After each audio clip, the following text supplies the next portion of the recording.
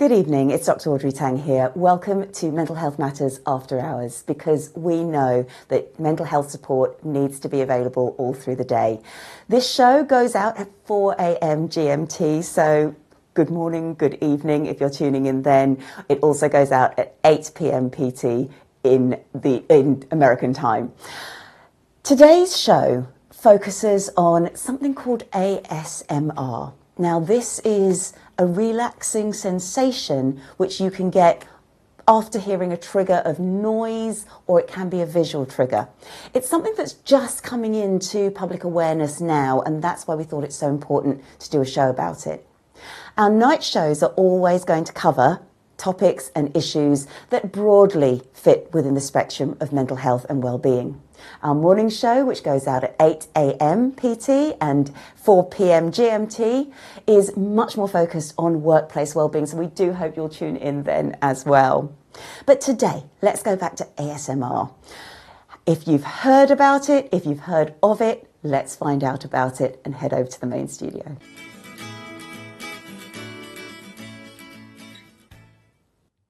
Dominika, welcome back to Mental Health Matters. Thank you. After Hours, with our lovely new set and everything, and you are matching our branding. I am. Thank you. You got the memo. I didn't get any memo, but I just fit somehow. It's almost like you just knew. Perfect. Yes. Yeah. Now, let's talk about this it's not new, but it's come into public viewing more regularly now. Yes. And this is something called ASMR. Dominika, could you enlighten us as to what ASMR is? Of course. In short, ASMR is autonomous sensory meridian response, which usually starts with the head, the spine, the back of your head, and you can feel those tinglings when someone does something. You might not understand what's happening, but you'll feel like comfortable and you'll feel pleasurable, and you'll feel those tingles, especially at the back of your head, the spine, sometimes at the lower back as well. Some people feel tinglings in their hands. It varies person to person, but usually it's the spine where the sensation starts. And this is a pleasant sensation. So pleasant, pleasurable, comfortable, and you feel like, oh, those shivers. And you sometimes don't know why this is happening, or what triggered it. And when you start looking at what triggered it, you can richly just learn what your trigger is and then just get it as much as you want. You see, this sounds beautiful. This sounds like a lovely opportunity to get a nice sensation without perhaps having to go to a spa or having to go to something. Okay, so what sort of things trigger ASMR? Different things, Oh. different for other people. The most common ones are mouth sounds. So we've discussed it beforehand. Some people hate it, some people love it. Also, it's that personal attention. So there's so many videos on YouTube. That's how I've discovered it for the first time. So many videos on YouTube that someone's giving you care. So it's very nurturing. So it's almost like someone is looking at you and giving you treatment. It could be a doctor, could be a nurse. Obviously, the video is there with with you as a hero in a way. So the treatment is done to you. So you put your headphones on. And those content creators who do ASMR, they've got these microphones with ears, and they've got microphones inside those ears. So when they touch that ear and they touch that microphone, you can feel it in your left ear. Wow. And when they touch the right side, you can feel it in your right hand side. So it's very personal, and you feel like you're there and receiving that. That's fascinating. Incredible. Yeah. Now, mouth sounds. Yes, let's do that. We talk about this. We have talked about this. Now, things like humming or chewing, I think can be a bit of a mixed bag, because, for example, I love listening to my dog eating something crunchy. It's a really cute sound. It's really happy. Yes. But if someone's drinking something in my ear, and maybe our producer will hear this as well, if you drinking tea into the microphone, I can't. Do you know what that is? Misophonia. It's a... Oh, there's a name for it. There's a name for it. So people loving the sound is ASMR when they get the tingles, but if they hate a sound, it's literally called hatred of sound, misophonia. Okay. And it usually happens, at school especially, when there's a chalk on the board and it's that squeaky sound. Oh, yes. No. Many people hate it. But then there are sounds, like you said, the mouth sounds. I personally like those. And I like the ones with whispers, and it kind of reminds me of like my partner, for example, whispering something to my ear. And for me, that brings me tingles. But for some people, they would be like, oh, just stop. I hate this. That's misophonia. How interesting. So I guess it's a case of, if you love it, use it therapeutically. If you don't, stop. Don't do it. Don't. I love that. And I think we need to hear that more often. I think we actually need to hear, if it doesn't work for you, don't do it. Yeah, absolutely. Too often we Boundaries. Yes. That's it. You get in this quite saturated wellbeing space, I find. There's a lot of, oh, you must do this because this is what... I agree with you. Even therapy or even anything, or even massage. Some people hate massage, and that's okay, just don't go for it. Even someone tells you it's good for you. It's not good for you because you're not enjoying it. Just do what feels right for you. That's Brilliant. it. Exactly right. Yeah. Love it. So if you do enjoy it, what are the benefits of ASMR? Mainly it's I love your relaxation, reaction. but to be fair, it's same with like a massage. It's what you get out of it. You feel certain reaction to a certain trigger, and you enjoy it. You know, that's perfectly fine. It's same with like anything. It's same like walking in a park and you hear bird sounds. It's very like nature sound. That might not necessarily bring ASMR tingling to it, but you still enjoy it. So it's the relaxation purpose, but also, especially for students who I was before, it's sleeping. So many people put a video on YouTube with that type of tapping or tapping with rain or something calming, whispers, or even a bedtime story, someone reading in a ASMR way, because it's a different way of talking. It's whispering very gentle, very slow, and they just fall asleep to it. It reduces your stress. It activates the parasympathetic nervous system, which is rest and digest, which helps you to bring up those chemicals, the happy chemicals like oxytocin and serotonin, to bring up that good feeling, and then you naturally fall asleep because you feel like you're safe. So if you were brought up with your mom stroking you to sleep, your back or your head, those videos of stroking and massage ASMR way will bring you back memories of your mother stroking you to sleep and telling a bedtime story, and people fall asleep to it because they feel safe. I see. So it's obviously good for falling asleep too, but what other times might it be beneficial to us? And, you know, what... and how easy is it to access something that will kind of help us find that state of that well-being? Yeah, I think it's just testing as well. So how easy is to find it? It's easy to find it because majority of triggers are either visual and auditory a little bit. Sensory in a way, but your brain can fill the gaps of sensory whilst you're hearing it, if that makes sense. So when you are, when those content creators use those ear microphones, you literally feel in your ears that something is done to you. So there's so many. Yeah, so weirdly enough, the ear cleaning videos are so powerful. They might sound very disgusting. It does sound a little bit. Sorry, I just made a horrible face. But it feels like a massage because it's like all around your face and head because you're wearing headphones. And you can feel those brushes and tinglings close to you. And you feel like someone's brushing your hair in a way. If you've got really good headphones, no one's disturbing you, and you get into that. And especially if you see that video of someone just like stroking you, literally facing you, because it's that personal attention. It's like telling you like, oh, you've got beautiful hair, and it's stroking you. You can feel and hear this brush coming down to your hair. You can really imagine that you're in it.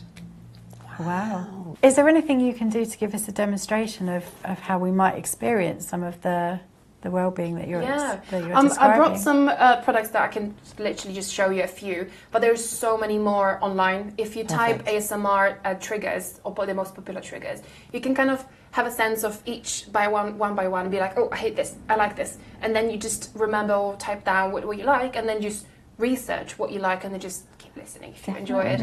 But the most popular ones are tea. Are you ready? You don't have to do that. Let's start with tapping. So the most popular is very gentle tapping. And you can see that with content creators demonstrating cosmetics or products that they bought. And they just have like a lipstick. They can open it. And they can just tap it. And somehow, I already feel it, to be honest. So that relaxes you? Yeah. See, that does the opposite to me, and I'll tell you why. It's because when I was growing up, one of my parents, you couldn't stand any type of noise. So now if I hear a noise like that, it puts me in that position where I'm like, someone's making a noise. And someone's going to hate it.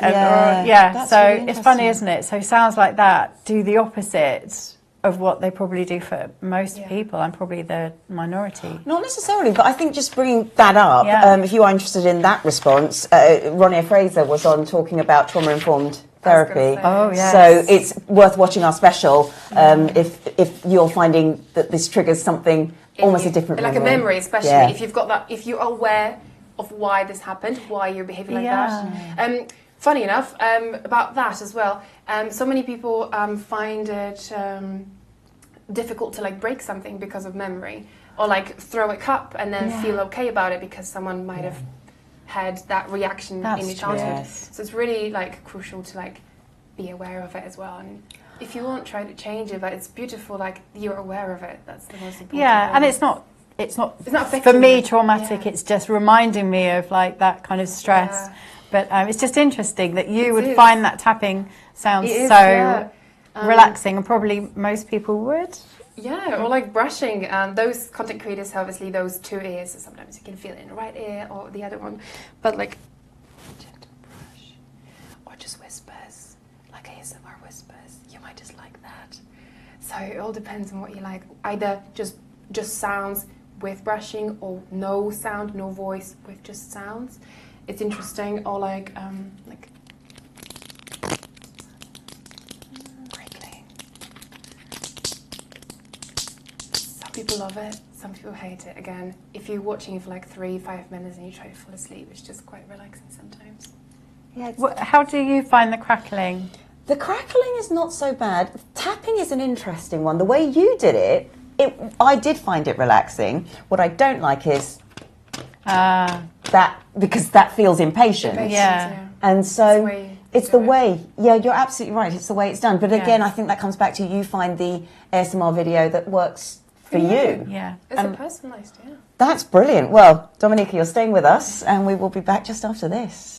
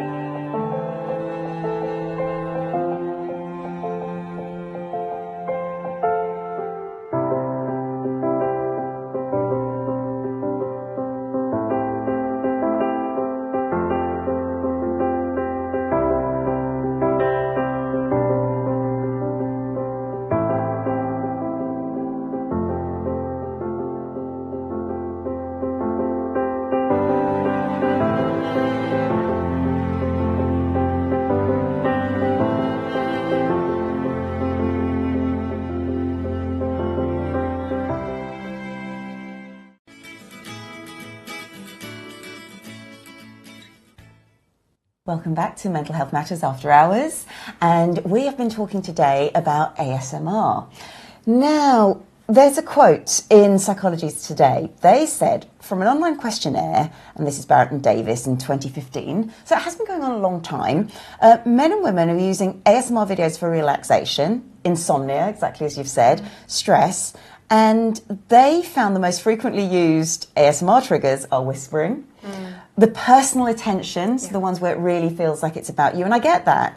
Crisp sounds like the tapping, slow movements or repetitive, and there is something about the repetitive that I think can be very relaxing, but not surprisingly loud and jarring sounds like airplane engines, vacuum cleaner, and even laughing, they were not associated with any of the ASMR feelings. So with that, though, some people find even a thunderstorm, so that would be, to me, a loud noise, or the sea crashing even, not just the waves, actually very relaxing. So am I confusing ASMR with biophilia, or is it just a case of the response ASMR is what we're talking about, and that can happen to whatever sounds triggers you? There's a few things here, because ASMR isn't studied as much as we want it to be. So it's more about how do you perceive ASMR for yourself. When you look at waves, are you relaxed or do you get that tingling at the back of your head? Right. Because if you don't, that's just relaxing. So when I walk in a park and I hear birds, it's great, it's relaxing. When I do auto-hypnosis and I imagine a forest or I see, it's relaxing, but I don't get the tinglings. ASMR is when you get the tinglings, and when that reaction is so strong, it gives you that physiological reaction in your body. And I think that's where I think I've not been confused, but held it wrongly. It is the response. It's referring to the response. It's literally meridian response.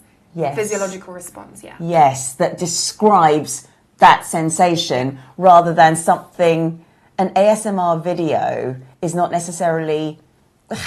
It's a weird thing to describe, but it's the response you have that makes it ASMR, yes. not the video itself. Correct. Yeah, you can watch a video and not get that response. Yes. There's no ASMR happening, basically. Okay, so you have to get the physical feeling for it to be an ASMR response. That's the definition as well. Yeah. Okay, that makes sense. Oh, interesting. So why is it particularly good for sleep then? Because it relaxes you. So because it giving you pleasure. It's those tinglings, as what you've mentioned about those repetitive movements as well. It is relaxing, but it reminds you of your mother doing that when you were sleeping, for example. It's relaxing, as I mentioned before. It's the parasympathetic nervous system that is activating rest and digest, which means I'm safe, I'm comfortable, I can fall asleep in this safe space, and I know no one is gonna attack me because I'm not in danger and I'm here, falling asleep.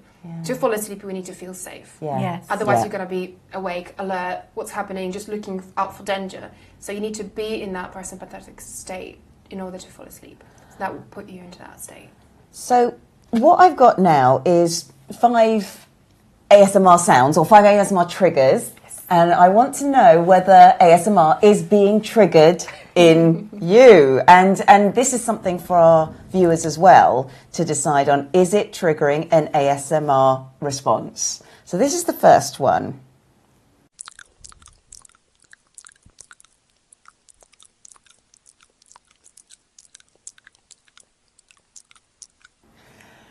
Do you know what was weird? I actually got chills down my spine. That's it. But I didn't like it. Okay. Maybe it could be that misophonia then, because it's the haze. So it's all about perception. Your brain is perceiving sound. And that, because I get chills when I hear the chalk on the board as well. It's like, ugh. Yeah. If you're not feeling comfortable with the sound, that's not ASMR in a way. No, but it still can. It's literally sends chills down my spine. It could be the same system, the same way you're receiving it. But if it's not giving you pleasure or comfort, doesn't make me want to carry on listening. No. That's for sure. That's okay. But what about for yourself? Yeah. To be fair, not really that one. Not that one. Yeah. No. I'm not so keen on this one. I didn't get anything. Okay. That's that one. I think I didn't like it, but I wouldn't say I had a massive response to it. So, all right. But to clarify, this is not the only chewing sound that you can have. No. Also, for me, I like the chewing sounds, but in a particular way. So I think you need to find the trigger that works for you, not necessarily from just one recording, but it's just an example. Yes. But there's so much more out there, like different tones, different sounds, different speeds, that you might enjoy it. It's just a different way. Exactly that. And these are the only ones I could access for free. That's fine, yeah. And without copyright. That's why I found you use these. So this is the next one.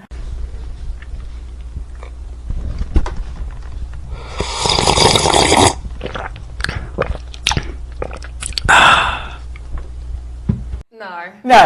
You see, be very careful with the ones that you choose, because there's a lot out there. I'm not into that one at all. Not at all. That's not very nice. Okay, what about this one?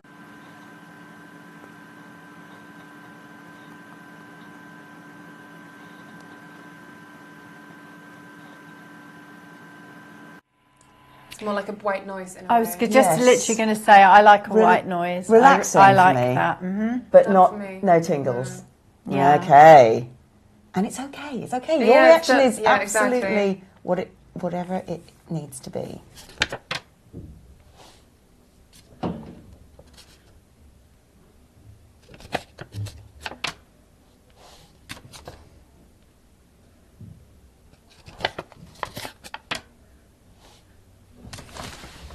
that one's a bit jarring.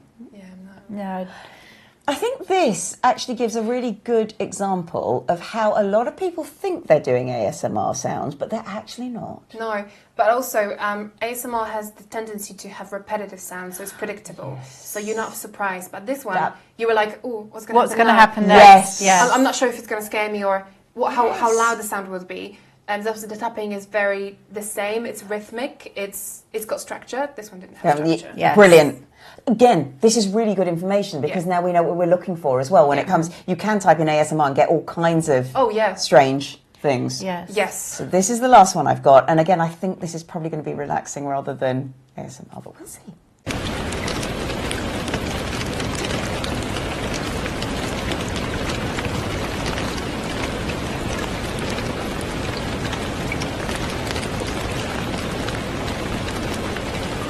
That's the rain. I quite like that one. I literally had tingles. I love it. Oh. I found my ASMR. I was going to say that one. Yes, I love that. I could listen to it all day. Yeah, it's definitely really nice. Yes, it's got that tapping as well in the back, like the raindrops, but it's very rhythmic, so you're not surprised by anything. Yes, you're absolutely right. That's really helped actually unpack a lot about ASMR because I think it's all too easy to think, oh, here's a new thing, I've got to try it. Either, oh, I really hate it, but you're not listening to something that is necessarily supposed to be ASMR triggering. Yes. Or to realise it's okay to dislike it. Yes. Exactly right. Yeah, that was really useful. Yeah. So, what about, I know if someone does go up to my ear, I know she hates this, I'm just going to do it. Okay. I guess, sorry. There's a sort of, it's a tingling, but I find it overly tickly. Yeah. Is that an ASMR response, or is it pleasurable? In a way, yes, it is actually. It's just weird. I think it's such a personal thing. Yeah. You have to decide for yourself. Yes. So, for example, my partner hates chewing sounds, and that's a misophonia again. So this is something that he's like. And he's getting maybe chills or like getting this weird like tensed body response, and it's like, is that ASMR? He has to decide for himself. But if he's getting that hatred of like stop doing this, then probably not. You said tensed body. Actually, it's a tingly, but it is a tense. You're closing it, so you're like, I hate this. I don't like this. So let's not repeat it. Yeah. I like that. It's just so interesting. Oh my goodness.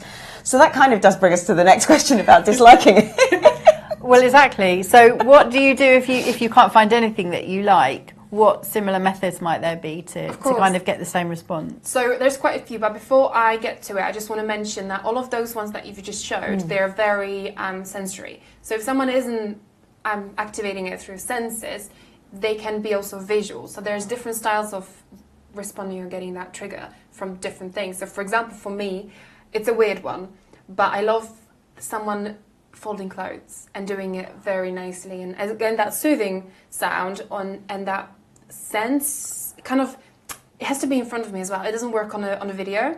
So if I'm going to a charity shop or like a shop and I'm buying a blouse, I'll wait for that moment when someone's gonna like fold my clothing and I get that tinglings. So it's a very situational. And you go somewhere and you see someone doing things or tapping on a keyboard in a way that you get that response. You're like, oh, I like that. It's very situational as well. So it could be all sorts of senses as well. But that's another good reason to get more in touch with our bodily responses. Hear it. Because that could happen all the time. And because we're too busy on our phones or thinking about something else, we're missing out on this really lovely opportunity to get a little extra pleasure. Exactly. And it's just everyday things. Everyday things. Exactly. Like a friend of mine, he can't get to sleep and he's in his late 40s without having the hairdryer on all night. Yep. Hairdryer, so every night. And that, because that gives him that white noise as well. Yeah, and the feeling of pleasure, and that comes really from nice. his childhood. He knows that.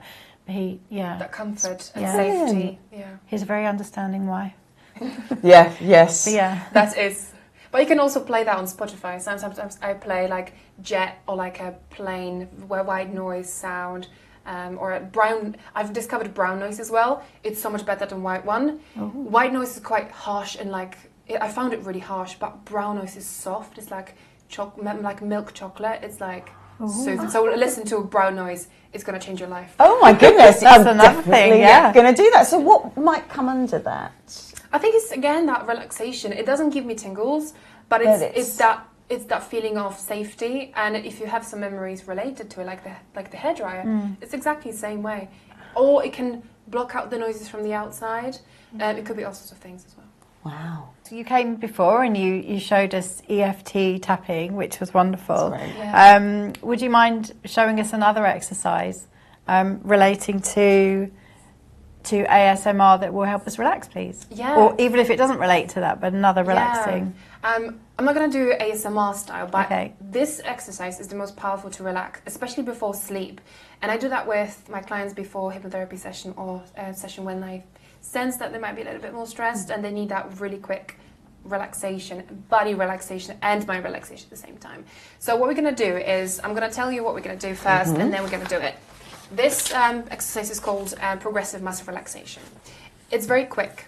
So what we're going to do is start from our feet. Ideally you can sit or lay down. When you're laying down, prepare yourself that you're going to be so drowsy you just want to fall asleep. So do that before sleep and you feel how relaxed you are.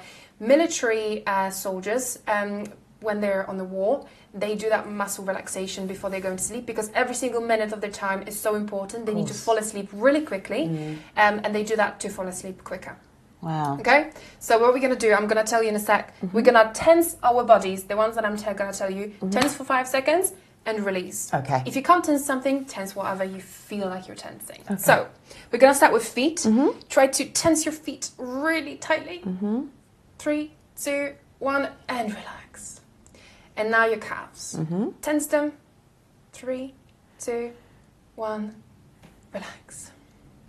And you can feel already just slightly some tingles maybe in your feet. Yes.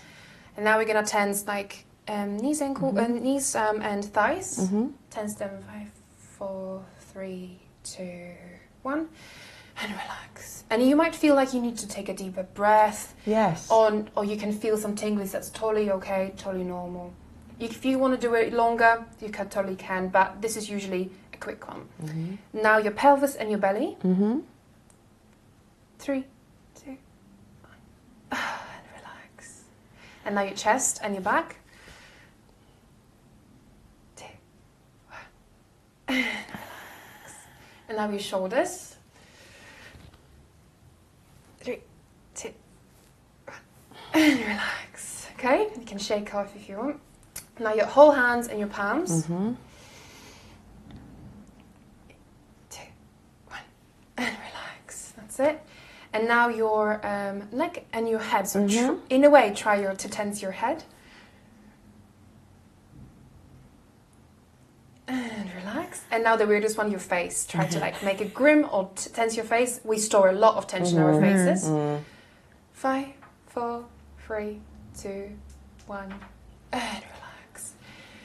And take a deep breath in and out. And you can feel, I can feel those tingles and like warmth as well. Yeah, I was going to say my feet went warm after I'd done that. Yes. And actually my thighs weren't warm and my hands as well. So that really relaxes you because we're storing so much tension after all of the day. And at the end of the day, you feel your shoulders. You might be carrying a lot of tension. Your ears, your head. It's my jaw. The head is the jaw. That was a good one. Yeah. And you just make it tensed and notice what you're tensing and make it release and give yourself that permission to release that. That's it. Wow. And have a good sleep. Well, we are 4 a.m. at the moment in the UK, so that's true. If that sent you to sleep, good night. And catch up with the show tomorrow. Yes. We're keeping Dominika and we'll be back after this. A world without the arts is one without confidence, creativity and community, and yet funding has been reduced every year. Arts programmes have been shown to benefit social inclusion and well-being, particularly for marginalised groups, with projects fostering a sense of belonging, cultivating mutual understanding, and breaking down social barriers and isolation. Participation in arts programmes can help boost confidence and open doors to opportunities that may otherwise be inaccessible. Click Arts Foundation offers grants up to £2,000 for grassroots arts projects twice a year, with our community arts experience trustees meticulously scoring each project on impact and sustainability. To date, we have supported craft and visual arts projects, dance, drumming for wellbeing, and preservation of heritage and culture. If you share our passion, not just for maintaining the arts themselves, but contributing to the many benefits it can bring, please consider making a donation to Click Arts Foundation registered charity.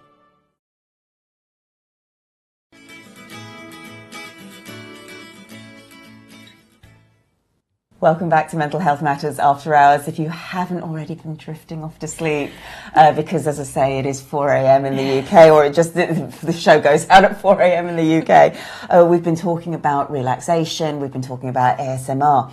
Now, Dominika, you are also a psychotherapist, you practice hypnotherapy, you also do tapping and Indian head massage. I mean, these are fantastic bodily somatic treatments. Why are they so effective when it comes to not just relaxation, but dealing with some of the things we deal with that we might want to deal with in psychotherapy? Of course. I believe that the most important therapy should be holistic. So I don't understand, how our mind is separate from our shoulders, how our foot is different from our heart. It's all connected. Yeah. It's all working together. We all walk to work collecting memories, emotions, and it's storing in our mind and our body. Yeah. I can't just remove one part and just fix thoughts, for example, because trauma is in the body as well, and all of the emotions are psychosomatic, whether you want it or not. If you're stressed, you might feel like you feel like you get diarrhea, for example. This is the most one of the extreme ones. But if you're tense, you've got so many thoughts, you get a headache. That's somatic. Yeah. You can't deny that. Yeah, absolutely. And I think that is why it's so important to be able to have that blend of different approaches. Yeah. So you use the most appropriate for that person at that time. Correct. Yeah, definitely. Yeah, it's really interesting. And so how does an Indian head massage differ from another type of scalp massage? Yeah. So Indian head is a combination of head, neck, shoulders, and upper back. Scalp massage is focused on the head itself. Okay. So for me, giving someone a massage that kind of spreads a little bit more to, and arms as well, hands, and upper back, all of those muscles that we carry, all of the tension is there too. So for me, it's slightly wider than scalp massage itself.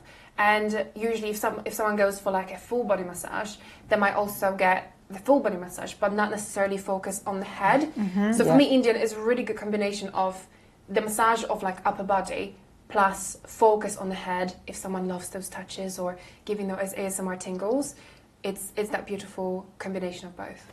That makes perfect sense. It does make perfect sense. Because if you get repetitive strain injury, for example, from typing and you think it's all just here, actually it's here. It pulls it right up to the head, the neck, the headaches, then you hold your posture in the wrong way.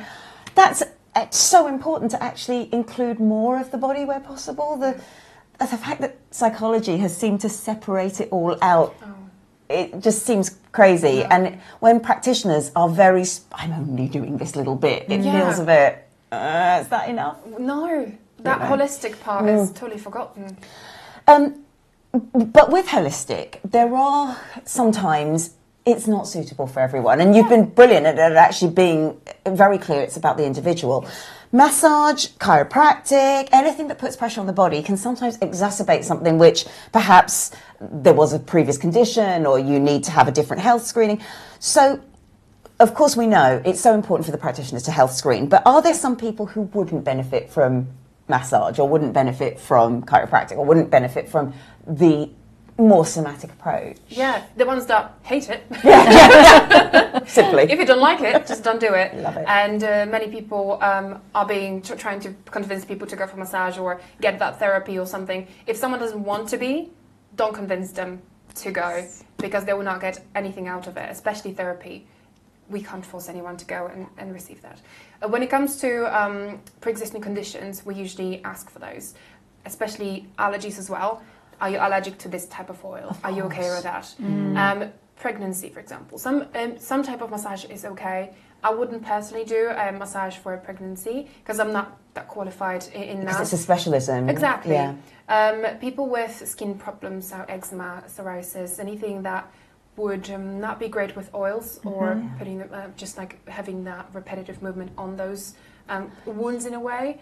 I wouldn't do that. Any cuts, any acute broken bones or anything like that, someone would have told me about it. I do a pre-screening beforehand, seeing that client as well. So asking all of those questions would be really important. But if it's someone that, for example, I've had a client recently that didn't want to have head massage, basically, in a way that they've described the movements that they don't like, and I just accommodated that, obviously, to an individual. Recently, I also had a client who didn't want to have oil in their hair. Perfectly fine. Simply just ask. Because I'm a therapist, I'm more understanding, and I've been to so many therapists, massage therapists, that I felt I couldn't ask to go to the toilet. Like, I felt like I can't take a sip of water. It felt like a bit tense, or like I didn't know if I can move or scratch myself, because I would just stop the process somehow.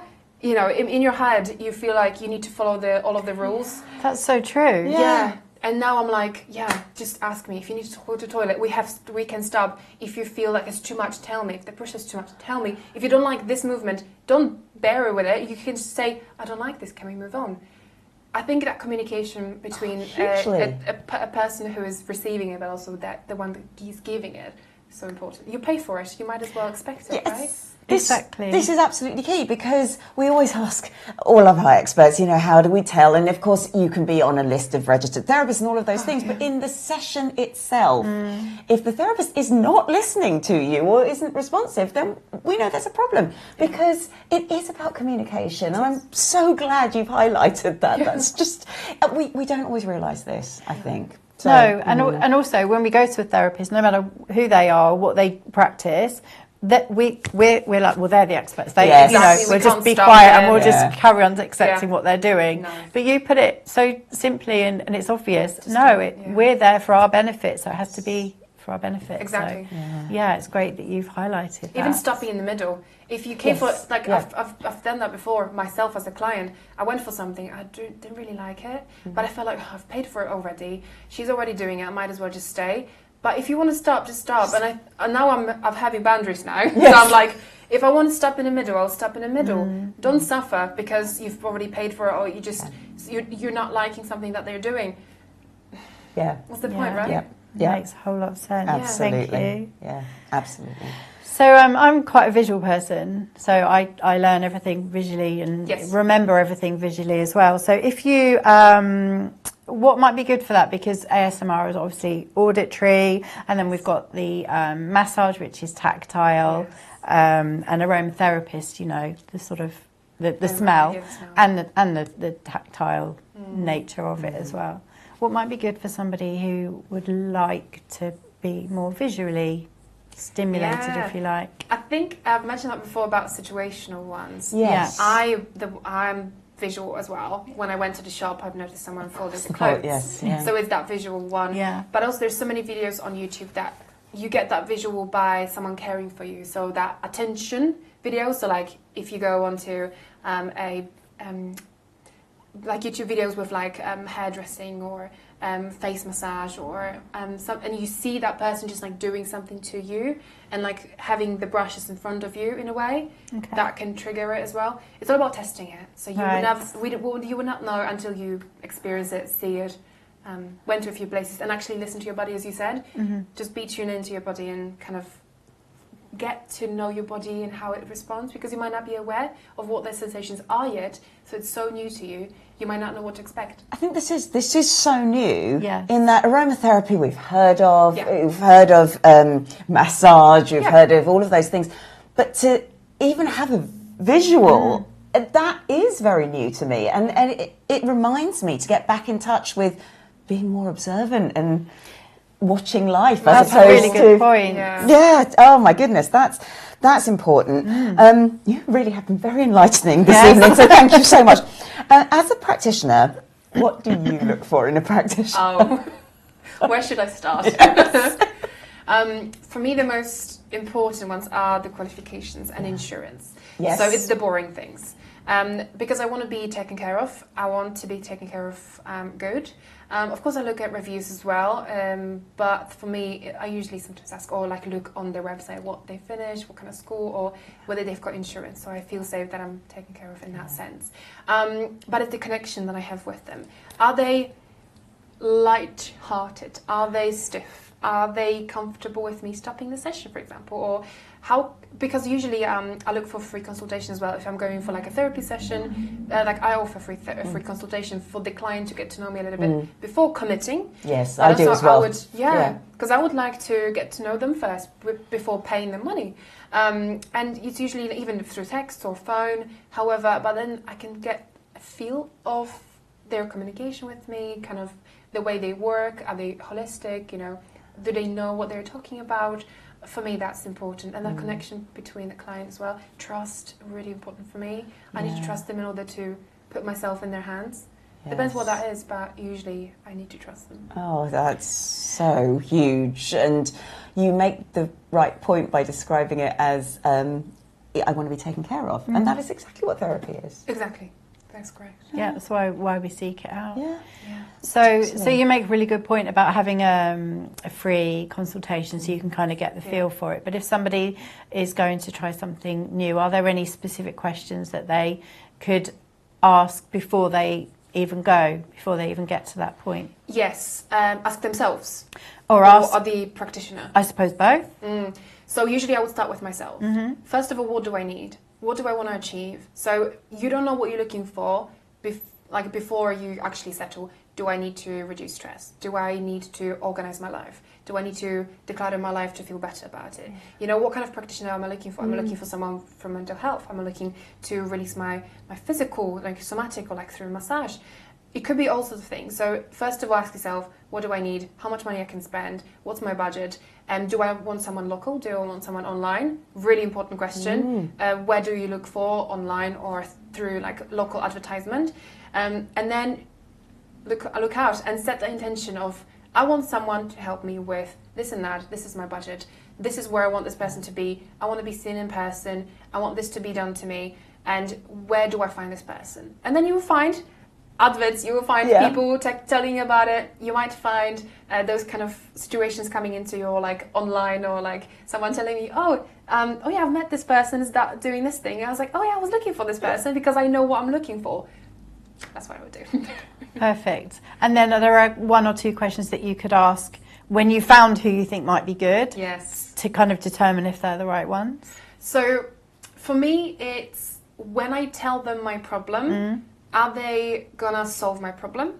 And the way they're responding. So are they selling to me? Because I usually sense. Yes. Is that a sales tactic? What are they using? Because I want someone genuine. Because I'm genuine and I want that in return as well. I give what I want to take as well. And for me, that genuinity and trustworthiness is the most crucial.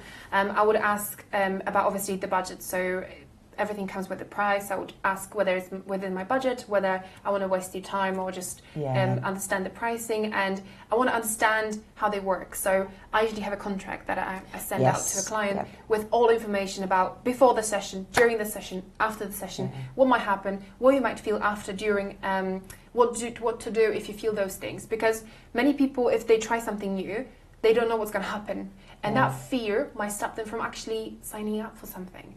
And it's so important to make them not only understand what the process is about, but also what might happen before and after. So they don't, they kind of feel more protected and also taken care of again. Yes. Because you need to know what's going to happen and you're not surprised by something. Especially that in therapy, you might experience that therapeutic detox or like crisis. You might feel even more teary, or is it normal? Am I working towards resolution, or do I need to be worried? And then I just explain all of that in the contract. So I think it's important to know that. Yeah, definitely. And actually, the contract is a key thing. That is something I use as well. So again, I come back to this is what practitioners do. Yes. So look out for those things. Yes. We're going to keep Dominika, because we're going to give her the top tips segment, and we'll be back just after this.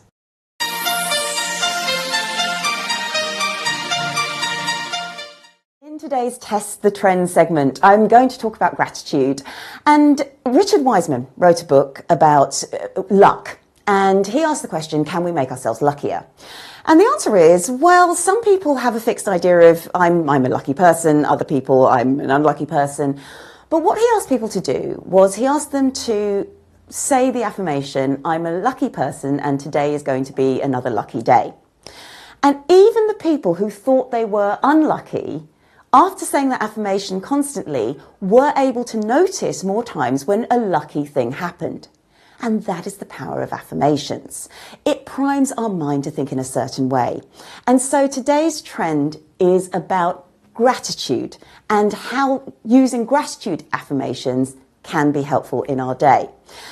The reason why it's a trend is because a lot of people talk about it, but a lot of people also come to me and say, I don't have time to do a gratitude journal. I don't have time to practice gratitude all the time. And then I struggle because I can't think of 10 things that I'm grateful for. Stop making it hard for yourself. Do this very simple gratitude stretch, and that's your gratitude practice right there. And hopefully it's then primed your mind to think about all the positives and things that you're grateful for. So just give yourself a bit of a stretch now and think about one person you're grateful for to have in your life. Okay, just stretch out. Then stretch out your legs and think about one thing you're grateful for in your life. Finally, give yourself a shake and think about one thing you're grateful to be doing later on today or having done previously today. Very simple practice, only took about 15 seconds. That trend works for me. I can find time to do that one. I don't have time to write a journal. I don't have time to think of 10 things that I'm grateful for all the time, but I do want to get more gratitude into my life. Give that a go. Let us know how you get on in the comments.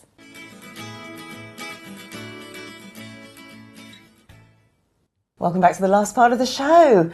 It's always nice to reflect on what you've said because certainly for me, it's the visual relaxation, which I hadn't really even thought was possible. And the fact that you've made us aware of that is really important. What else have you taken from today? I think that as well, because, well, it kind of surprised me that I liked one of the sounds, and that was quite interesting. And yeah, obviously I really like rain, but the visual ones as well. And now it kind of makes me understand, because I quite like watching, I don't like watching TikTok or videos, but I always love watching the hairstyle ones.